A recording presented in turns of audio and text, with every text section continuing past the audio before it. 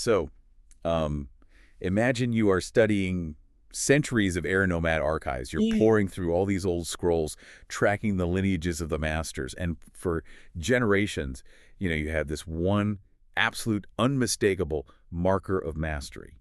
And that is the iconic arrow tattoo. Right, yeah. Yeah. It functioned as this totally visible arrival point, like a physical map of achieved perfection that was just etched permanently right onto the skin. Exactly. It's basically a historical GPS for anyone looking at the records. You see the tattoos and the illustrations, and you know exactly what you're looking at. Right? A bender who has hit the absolute pinnacle of their art. But then you hit the post-restoration era. Which is where everything completely changes. Right. Specifically, we were talking about the lifetime of Avatar Sora. She's known in the texts as the Blossom of the Wind. And suddenly, that map just goes completely blank. You have these fully mastered airbenders, I mean, including the Avatar herself, just walking around with completely unadorned bare head. No tattoos at all. None. Zero visible markers. So as a traditional historian looking at this timeline, you are utterly baffled. You're like, what happened to the tradition? What happened to the visual language of mastery? So welcome to today's deep dive. We are going to look at one of the most fascinating disappearing acts in the historical record. And this disappearance represents a really radical philosophical realization about the nature of bending. It completely redefines what it actually means to be a master. We're going to explore Soryuna's life to uncover why true mastery might actually require a state of, well, perpetual unfinishing. Perpetual unfinishing, I like that. Yeah, it's a profound look at how, in a world recovering from immense fracture, choosing vulnerability and joy functions as a deliberate structural force. Okay, so to understand the mechanics of this shift, we really have to look at the physical and cultural environment Soryuna was actually born into. This is the Southern Air Temple, but the texts make it super clear this is not the austere, strictly segregated monastery of the older eras. Right, it's totally different. It really is. It's this wind-washed, reorganized society. Families are actually living alongside the ascetic monks. You have artists, builders, scholars, all constantly intermingling. And the elder monks are practicing a new discipline detailed in the archives as laughter meditation. Laughter meditation, which, points to a massive loosening of the old rigidity. But the most significant mechanical change in their society was this transition to the unwritten body. Yes. Historically, we know those traditional tattoos were not merely decorative rites of passage. They hourly traced the body's chi paths. They signaled that an airbender had fully opened those specific energetic channels to allow the flow of chi required for high-level bending. Right, so they were a literal schematic of the human nervous and energetic system. Exactly. But over generations of deep somatic work in this post-restoration era, meaning practitioners were sitting in quiet observation, paying meticulous attention to the internal, moment-to-moment physical experience of bending, a quiet consensus began to emerge. What did they find? Well, the scholars and masters realized that those energy pathways are not a fixed architecture. Oh, wow. So it's like trying to carve a map into the surface of a river. I mean, the water is constantly flowing and changing its currents based on the rocks, the rainfall, the season. The moment you carve the lines into the water, the map is already obsolete. That is the perfect way to visualize it, honestly. The pathways are alive. They constantly reorganize themselves. That's wild. Yeah. The somatic researchers documented how a bender's chi paths would physically shift based on their internal emotional state or their respiratory rhythm, and even the relational presence they brought to a room. Like, who else was there with them? Exactly. If a bender was grieving, the chi moved differently than when they were at peace. The old map had been drawn as if the internal territory of the human body was stable stone. But the somatic realization was that the internal territory is exactly like the element of air itself. Always moving. Always moving, adapting, and never the exact same shape twice. Okay, but if the chi paths are constantly shifting, what does that mean for the tradition of the tattoos? I mean, the moment you ink the skin, you are locking in a pattern that might not exist the next day. And that is the core philosophical breakthrough right there. Marking the body as complete or mastered inadvertently acted as a form of conclusion. It was a closing off. Huh, because it's permanent. Right. By tattooing the skin, they were essentially telling the body and the spirit, this is what I am now. I have arrived at the final destination. And the body, receiving that subconscious mandate of finality, stopped asking what else it might become. Wow. The monks realized that the genuine openness required to bend the atmosphere couldn't be stamped as finished without sacrificing the very openness that made the bending possible in the first place. So it's literally like stamping the end on a book that is supposed to keep writing itself. If you tell your nervous system it's done growing, it just halts its own evolution. But I have to ask about the practical application of this. If mastery isn't visible on the skin, if you don't have that visual diploma on your forehead to signal your status, how did anyone in that society identify a master? That's the thing. Because mastery was no longer written on the body, it had to move through it. The archives describe the new marker of mastery not as a visual symbol, but as a quality of atmospheric presence. Atmospheric presence. Right. A master altered the room just by standing in it. And Soryuna is the ultimate case study for this. Right. When you read the primary source documents describing her physical presence, they focus heavily on her gravitational effect on the environment. She had a shaved, unadorned head, but she possessed this palpable atmospheric weight. Yeah, she changed the air. The texts mention her flowing white robes, acting almost like an involuntary extension of her bending. The fabric would shift, ripple, pool around her, physically registering her internal moods or the pressure of the room before she even consciously named what she was feeling. It's because she perceived the world atmospherically rather than just visually. The monks recorded instances of her walking through the temple courtyards with her eyes completely closed. Like completely navigating blind. Yeah, she was navigating by feeling the microshifts in air pressure, like the subtle thermal changes of someone hiding behind a pillar, or the heavy, stagnant air around someone who was quietly grieving. And we know animals are hypersensitive to barometric changes. Mm. The texts actually note that the sky bison would simply lower their massive heads to her as she walked by. That's a great detail. Yeah, and the historians are careful to point out this wasn't submission to her authority as the avatar. It was recognition. They were sensing an alignment in the air currents around her. There's also this incredibly specific detail in the archives. When she stood still under the cherry trees, the blossoms didn't just fall randomly due to gravity. Right, they moved in slow, deliberate arcs. Yes. How does that even work? Well, because her stillness wasn't an absence of movement. It was a highly attuned harmonization with the environment. She was subtly balancing the microcurrents of air around her body, basically creating a localized pressure system that interacted with the falling petals. So it's an active stillness. Exactly. Yeah. Her entire bending methodology was based on this exact relationship. Observers described her movements as weather that hasn't decided what it wants to be yet. Oh, that's beautiful. She bent air the way a flowering tree bends in a storm, completely committed to the movement, completely porous to the wind, but deeply rooted in the ground. Okay, I love the poetry of that, I really do. But I am struggling to picture how this actually works when the stakes are high. It sounds highly poetic, but she is the avatar. Right. The world she is navigating is politically fractured and physically dangerous. If an assassin is coming at her with a blade, or, she is facing a coordinated military strike, atmospheric hospitality sounds like a great way to get killed. Yeah, I get that. Walk me through the actual physical movement here in combat. So it sounds passive only if we equate physical power solely with kinetic domination. Sorino's combat style was rooted in a concept the texts call synchronization and interruption. Synchronization and interruption. Right. Mechanically, she believed that forcing an opponent into violent submission preserves an internal imbalance. If you crush an attacker with a hurricane force scale, you might end the physical fight, but you leave the person unchanged. They're just mad and bruised now. Exactly. Yeah. They're still carrying the original hostility that made them dangerous. You haven't solved the conflict, you've just delayed it until they heal. So how does interruption physically work then?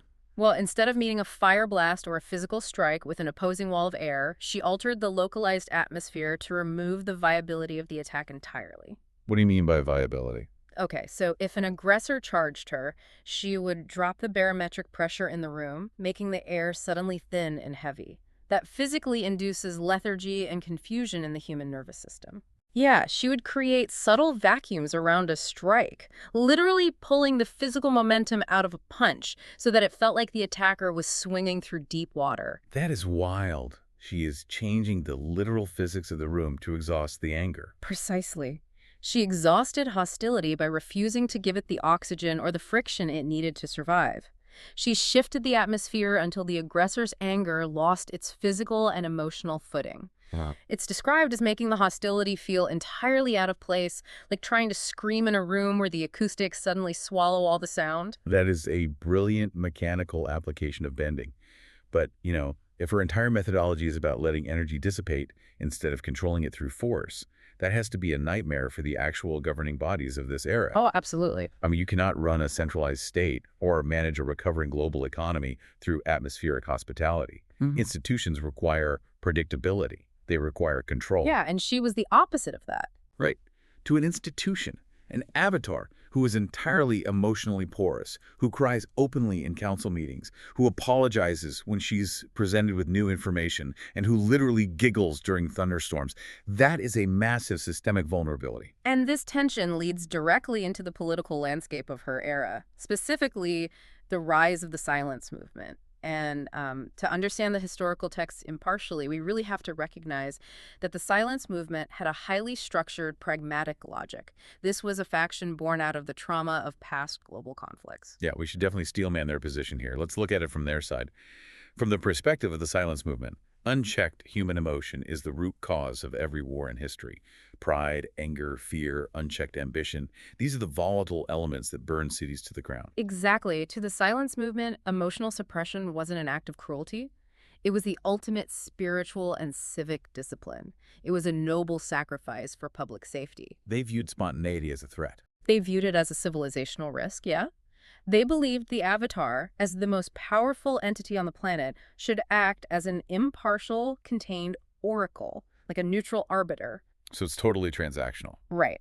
You bring a geopolitical problem to the Avatar, you receive a logical, detached judgment, and the Avatar returns to a state of absolute, unfeeling containment. So when they look at Sorayuna, they don't see a joyful monk. They see a ticking time bomb. They believed her emotional openness was dangerous because she was modeling a lack of control to the general populace. Exactly. They equated attachment with weakness and joy with a failure to comprehend the gravity of the world's suffering. The silence movement's version of peace was like a highly sanitized, sealed room. Completely controlled. Perfectly clean, perfectly orderly, but nothing came in and nothing went out. Sorayuna's philosophy of openness was terrifying to them because an emotionally free populace, a populace that allows itself to feel grief, joy, and anger fully, cannot be managed through the rigid fear necessary for top-down compliance. And the texts emphasize that Sorayuna's joy wasn't ignorance. Joy that persists through a genuine knowledge of suffering operates mechanically differently than joy that simply hasn't encountered suffering yet. That's a crucial distinction. She had mediated disputes between starving factions. She had listened to the oral histories of survivors from horrific systemic tragedies. She knew exactly what humanity was capable of, and she still chose to laugh during a rainstorm. But carrying that immense geopolitical weight while remaining completely deliberately porous to everyone's pain takes a staggering toll on the human nervous system. And the archives document an inevitable turning point in her life. The cumulative weight of the world's suffering began to affect her. Yeah. It started to harden her. The sources refer to her condition as emotional crystallization. Her greatest fear wasn't losing a physical battle.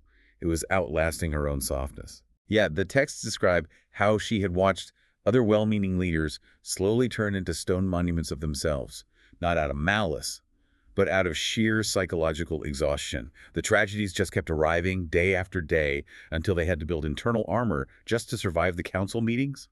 They stopped meeting the world and started merely managing it. And the historians actually track this shift in her physical bending. After years of witnessing mass grief and political betrayal, the spontaneous, atmospheric synchronization faded. It just went away. Well, when she stood under the cherry trees, the petals simply fell normally, subjected only to basic gravity. Her bending remained technically flawless, but it became careful, deliberate. The chai pathways were locking up. So she was becoming exactly what the silence movement wanted. In a way, yeah. The warmth in her presence only appeared when she actively forced it. She was losing the wind. And so, recognizing this crystallization, she withdraws. She leaves the political capitals and travels alone to the deep, high-altitude aerial passages above the ancient glaciers. A very symbolic retreat. Totally. The archives describe these passages as places where the air felt old enough to hold memory, and when the ancient spirits of that region communicate with her, they observe that she had become completely still, And they say, not at all like wind. Right. And the spirits at the glacier guide her toward a profound philosophical distinction, a fundamental error in her understanding of her own nature. Sorina had always believed that her joy and her porosity were original conditions of Oh, innocence. I see. She viewed them as fragile, innate qualities she was born with, and she believed the brutality of the world was slowly chipping them away piece by piece until nothing was left. Okay, this is the realization that changes the entire trajectory of her life. Because, innocence is like a pane of glass. Once a rock goes through it and it breaks, it's gone. You cannot unbreak the glass.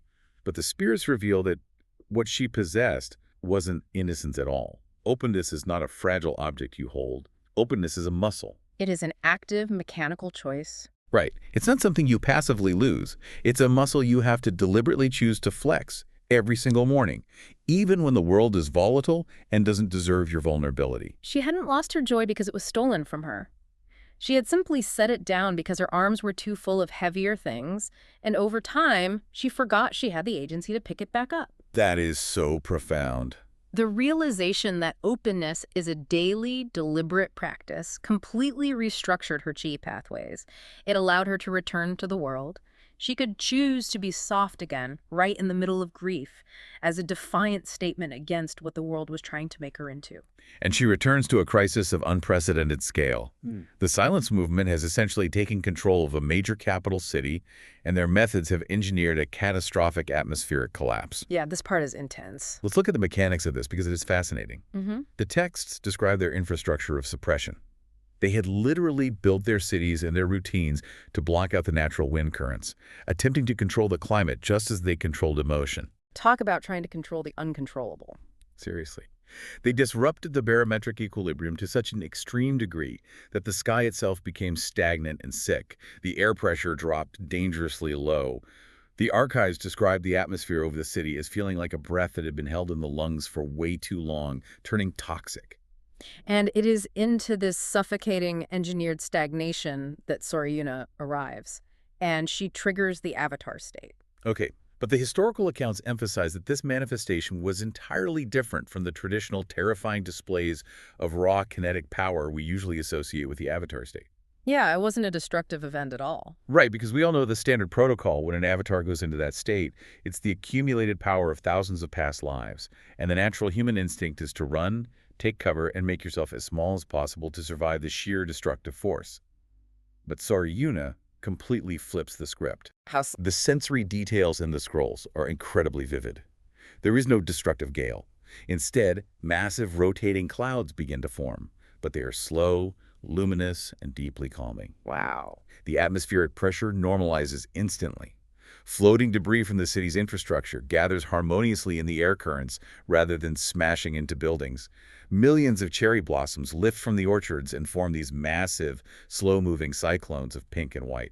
What she did mechanically in that moment was project her internal state into the macroclimate. Yeah. She didn't attack the military forces of the silence movement with concussive force. Instead, she made her entire emotional history physically manifest in the weather. She used the atmosphere as a canvas for complete disclosure.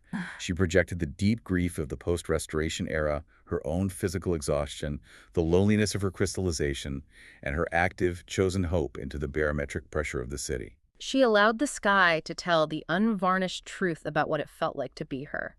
And by doing so, she broke the stagnation of the city's held breath. She altered the atmospheric pressure in a way that physically unlocked the nervous systems of everyone on the ground. Just by being completely vulnerable. By being completely, terrifyingly vulnerable on a macro scale, she gave the entire population permission to feel their own deeply repressed emotions. The accounts actually say people were weeping openly in the streets, dropping their weapons. Yeah. And it wasn't out of terror of the Avatar's power. It was pure physiological release. It was the relief of finally letting the lungs expand after years of compression. Yeah. And the most striking detail is the leader of the silence movement. This is a man who, by his own strict adherence to their philosophy, had not shed a tear or shown a spontaneous emotion in 11 years. He fell to his knees and wept. The records note that he didn't even know what was happening to his face at first. He didn't recognize the physical sensation of tears. And that is how she defeated the philosophy of the silence movement. not by destroying its leader or dismantling its infrastructure by force, but by restoring a physical and emotional fact that he had forgotten. That he was still human. She proved that he could still be reached. He hadn't died inside. His chi pathways hadn't vanished. They had just been locked in an airless room for a decade. Her willingness to remain open and unfinished broke through the architectural and emotional armor he had built around himself. Looking at the oral histories and the texts spanning her life, it is incredibly telling that they don't remember Saryuna for military victories or geopolitical policies or even the mechanics of the atmospheric collapse. The overarching title given to her in the archives is simply the Avatar who refused to become cold. Which brings the entire philosophical journey right back to the mystery of the missing tattoos. Oh, right. The tattoos. Yeah. Saryuna's legacy and the somatic discoveries of her era laid down a new foundational truth for the air nomads. True mastery requires the profound courage to remain unfinished. That makes total sense now. The airbenders stopped marking their skin with permanent endpoints because they realized that a body built to move with the wind must remain in the perpetual process of becoming. To let the blossom fall, knowing its willingness to fall, is the exact same mechanical and spiritual gesture as its willingness to bloom.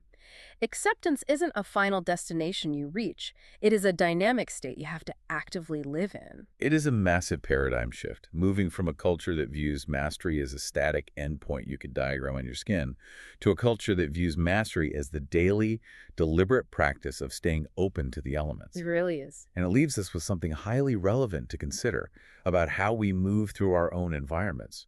We all have a psychological tendency to want to declare ourselves finished, to get the metaphorical tattoo, to build the armor, to construct a sealed room of predictable routines so we can finally stop being caught off guard by the volatility of the world. Yeah, it's safer. Or it feels safer. Right, but if marking ourselves as complete or safe actually halts our own somatic and emotional growth, what labels, armor, or finish lines have you drawn on yourself that might be keeping you from what you could still become?